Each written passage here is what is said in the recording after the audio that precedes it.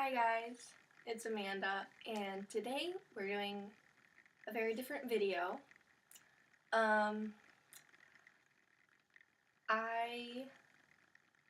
have been watching a lot of these videos recently, and I find them interesting, but I also think it's super important to get these people's stories out there and get their faces out there just in case, because there is a chance that these missing people can be brought home to their families and friends, and yeah, they're also just interesting. But if you haven't already figured it out, today we're doing a missing persons case. And I'm going to be telling you guys about this. I find these so interesting. I hope you do too. This might be a longer video. It gets a little dark, and then at the end I will share my thoughts, and you can share me your thoughts in the comments below. So let's get into it. Okay, so today we're going to be talking about the missing persons case of Monique Daniels. Now this is an older case. She went missing in 1992. So, and I will put some pictures up of, some age progression pictures of what she would look like now, in case anybody ever sees her. So, this case is so sketchy. So sketchy, so fishy, so interesting for my crazy person brain. Okay, so Monique Daniels, a beautiful girl, lived in Moore, Oklahoma. I think I'm saying that right. Moore, I don't know. Moore, I think. Oklahoma. Her biological father did really messed up things to them and is now a convicted sex offender. So that's great father. And her mom, Candace, ended up remarrying a man named Chuck.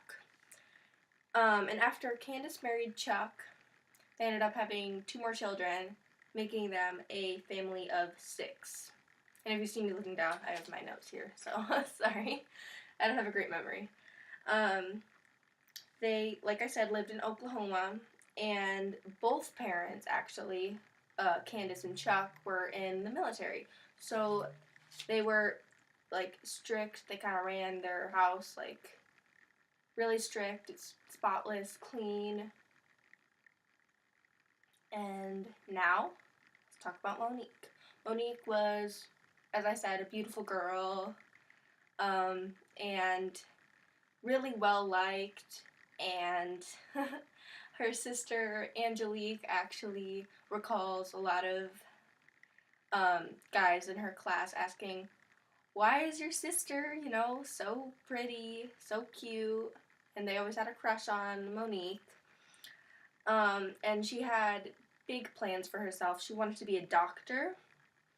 And then in 1992, when Monique was 15, she actually was pregnant, and her mom and dad, being as strict as they were, obviously they didn't approve of that. They were like, no. So they forced Monique to have an abortion, and she was distraught. She did it, obviously. She obliged because, she's still a minor. Her parents, still can tell her what to do with her life. And so she was just so sad and, overwhelmed with this. She ran away.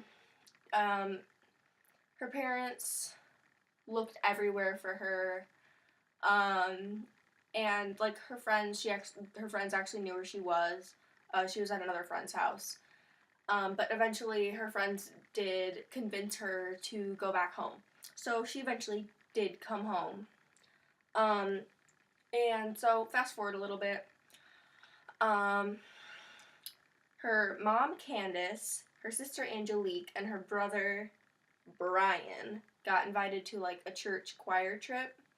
So they weren't there for a good while. And so the only people home were her stepdad Chuck, Monique, and her 3 brothers. And during the trip, Angelique, Monique's sister, recalled her mom being like acting really weird, and as soon as they got back from the trip, the weirdness ensued, I suppose. Their house, who, like I said, their house having both military parents, it was always clean, spotless, and perfect. So when they came back to a messy house with beer bottles and cigarette butts everywhere, they were obviously little red light going off. And when they got home, Chuck said that Monique ran away. And he said just to like let her go, let her run away, because she had already run away and she obviously doesn't want to be at home. So, Parent of the Year award. Awesome. So her mom Candace was just like, okay. And Angelique was shocked by this, obviously, because what kind of parent does that, If I ran away, even if I ran away like 6 times, my mom would be like, I'm gonna find you. Like, if my dog even ran away, I would be like, high alert, like, gotta find my dog. But the weirdest thing about this is not even the fact that they're just okay with Monique running away. But that after she ran away, they started just removing Monique from their lives. They like took new family pictures, and they took down the old ones with Monique and put them in the attic, and put up the new ones over the mantelpiece. They like forbid anybody from ever talking about Monique. It was like as if she didn't even exist, like she never existed.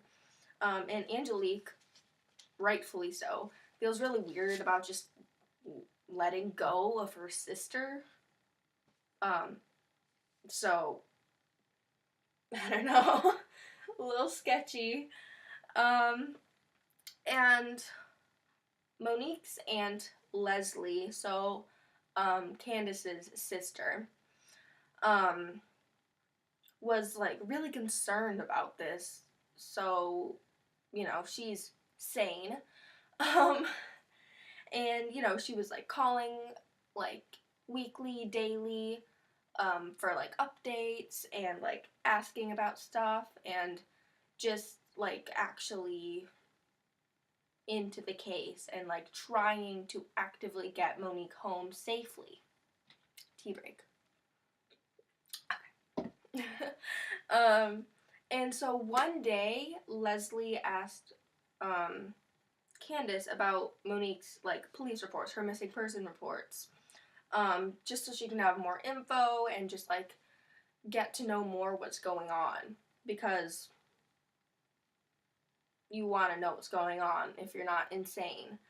And eventually Candace admitted to not filing police reports, and this was 6 months after her disappearance, and they never filed a police report. They never said that she was even missing. And so this time gap, this gap of them not admitting that Monique was missing, added so much complexity and a whole different level to this, and it makes it so much harder to solve. So that's real great. And then one day, sister Angelique, got a call from Monique, allegedly, saying that, Monique, she's fine, and so obviously Angelique, told her mom, she's like, yo, Monique called me. She said she's fine. Nothing to worry about. So, you know, that's great. And then eventually she got some letters from Dallas, Texas, saying that Monique, like from Monique, saying that she, she was fine. She was married. She had a baby named Chelsea. And she actually lived in Alaska, but they traveled a lot for her husband's job. Seems legit. Aunt Leslie, though, smart cookie this lady is, she thought it was so sketchy, which makes sense. So, she called for, like, a handwriting expert specialist to, like, come in and examine handwriting, get handwriting samples from everybody in the family, and, compare them and see if somebody's making this up, or if it actually is Monique. And conveniently, the day that they were supposed to bring the letters in and have the specialist look at them, their house was broken into. And some, like, CDs, a boombox, and the letters were missing. Convenient. And I have never heard of somebody who breaks into your house and is like, I'm gonna take these letters, I'm gonna take that boombox so I can listen to my kids bop. What kind of thief are you? Thief. Super sketchy. Super sketchy. It eventually becomes that Angelique knew something about these letters that she didn't tell anybody about. And that was that she actually wrote the letters, and the phone call was fake. The letters were fake.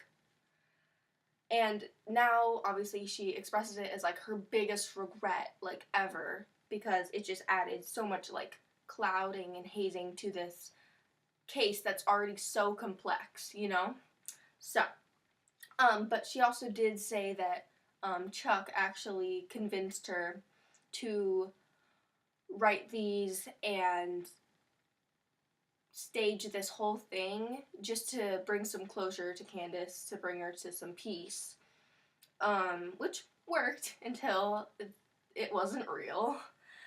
And, like, everything was fake. The calls were fake. The letters were fake, which means nobody had heard from Monique.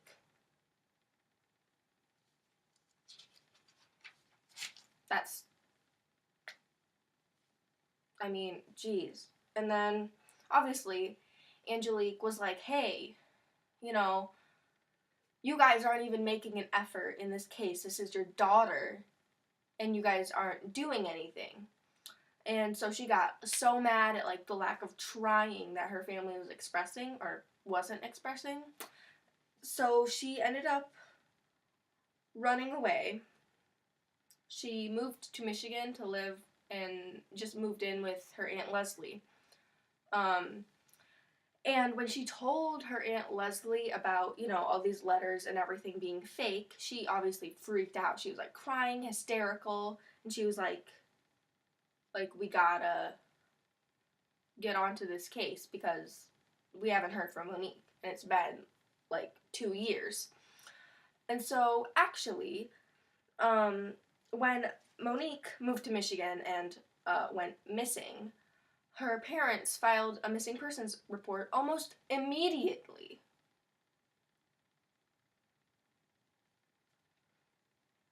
Immediately. And then, like, only then, when they filed a police report for Angelique going missing, only then did they file a police report for Monique going missing 22 months earlier.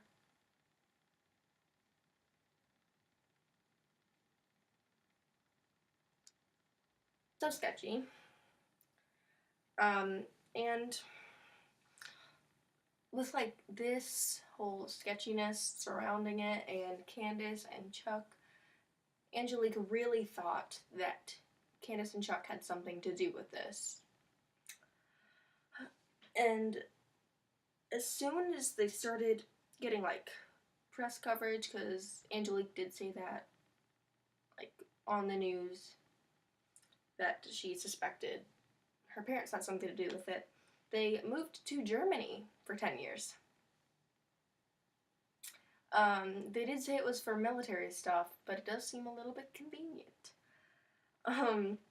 And just after they moved to Oklahoma, or nope, just after they moved to Germany, an F5 tornado, so a really, really bad tornado, ripped through Oklahoma. And that included their hometown of Moore, Oklahoma. And so Angelique was watching this on the news, and she was recalled watching all of the houses that she played in as a kid just ripping to shreds. And then the phone rings, and it's her brother Andrew. And so if you recall, the only people were home when Monique went missing were the three brothers, because Angelique, her brother Brian, and Candace were on that church choir trip. So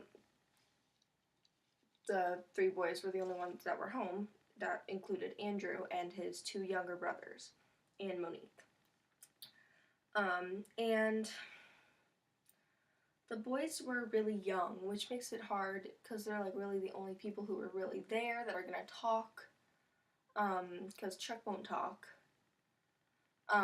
So the only other people that were home when Monique went missing were the three boys. And Andrew was the oldest. And he recalls Chuck and Monique having a huge argument in the morning, which was pretty normal. They had a lot of arguments, a lot. And then eventually, Chuck rounded up three boys for a spontaneous fishing trip, which is really odd. Obviously, Monique wasn't coming, and Chuck told the boys to go say goodbye to their sister, because she wasn't coming. And so he only let them talk through a little crack in her door. He only cracked the door open like a couple inches, and so all they could see was like her legs, which were like crossed. And she wasn't like talking or moving as they were saying goodbye. She wasn't like waving goodbye or saying bye or even like moving her legs. She was silent. And then the boys and Chuck drove for 2 hours with no fishing poles in the pouring rain. So they obviously didn't end up going fishing because they didn't even bring poles and it was raining all day. They ended up driving 2 hours, went to a McDonald's, and came back home. And when they got back home, Chuck got out of the car and then told the three boys to just stay in the car. He had some like stuff to do, and he ended up leaving them in the car for an hour, and then came back out and let them out of the car. And Andrew, like, he really had to go to the bathroom. He just probably had some chocolate milk at McDonald's, and now he really had to pee. So as soon as Chuck let them out of the car after an hour, he ran straight to the bathroom, and as soon as he got into the bathroom, he got this eerie feeling that, you know, he wasn't alone. The shower curtain, there's like a tub and then the shower curtain and the shower head mounted to the wall. The shower curtain was closed.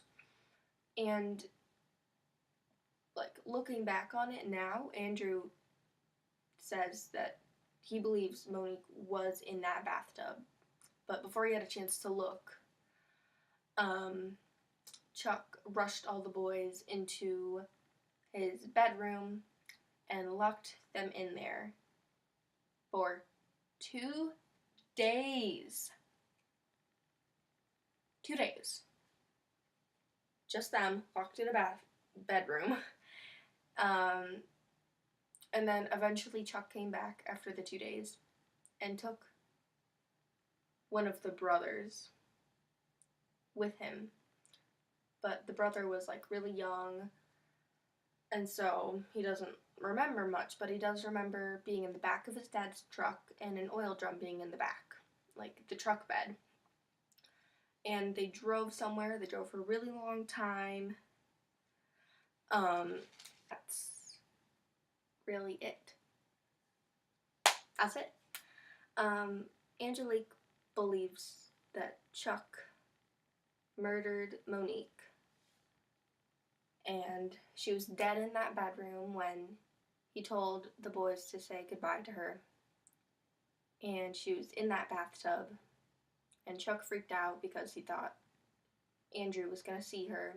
So he locked them in the bedroom, figured out what to do, and then after a day took one of the brothers and drove somewhere, and that's where he buried Monique, in an oil drum, wherever he drove to.